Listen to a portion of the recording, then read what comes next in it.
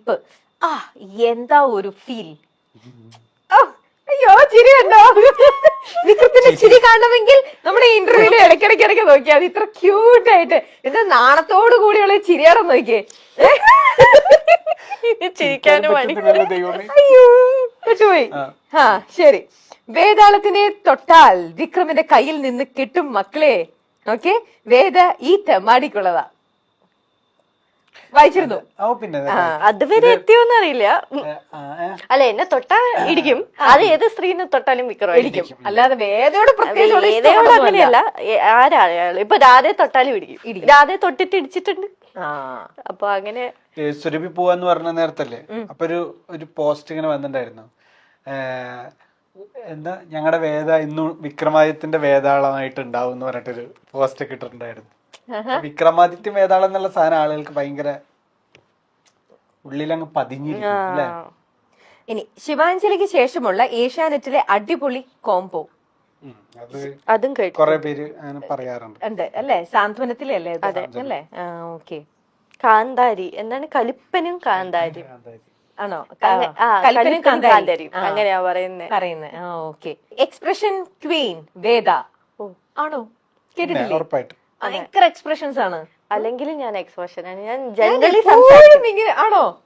Generally സംസാരിക്കുമ്പോഴും കൈയും കാലും ഒക്കെ ഇങ്ങനെ അങ്ങനെ സംസാരിക്കാറുള്ളത്. സീരിയലിൽ വന്നപ്പോഴും അങ്ങനെ തന്നെ, മൊത്തത്തിൽ എക്സ്പ്രഷൻസ് ആണ്.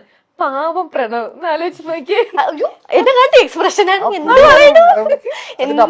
അതിനപ്പുറമാണ്. ഫുൾ കൈയും കാലും ഇട്ടിട്ടാണ്. ഞാൻ എപ്പോഴും എന്റെ ഫ്രണ്ട്സ് ഒക്കെ പണ്ട് പറയായിരുന്നു, എന്നെ പരിചയപ്പെട്ടൊന്ന് സെറ്റ് ആവുന്നവരെ എല്ലാവർക്കും ഒന്ന് ഈ കുട്ടി കുറച്ച് ഓവറല്ലേ ചിന്തിക്കാറുണ്ട് ആൾക്കാര്. പക്ഷെ പിന്നെ അവർക്ക് മനസ്സിലായി ഇതാണ് സ്വഭാവം.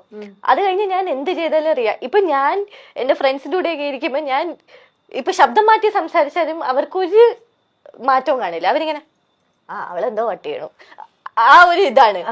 അപ്പൊ ഞാൻ എപ്പോഴും വിചാരിക്കും, ഞാൻ കല്യാണം കഴിക്കുന്ന ആളൊക്കെ എന്നെ എങ്ങനെ ഹാൻഡിൽ ചെയ്യും, എങ്ങനെ സഹിക്കും നോക്കിയപ്പോ എന്നെ കാട്ടി ഇതൊക്കെ എന്നെ കാട്ടി കടത്തി വെട്ടി ചെയ്യുന്ന ഒരാളാണ് ഞാൻ കല്യാണം കഴിച്ചിരിക്കുന്നത്. അപ്പൊ പിന്നെ ഞാനിപ്പോ അനുഭവിക്കുന്നു. ഞാൻ ചിലപ്പോ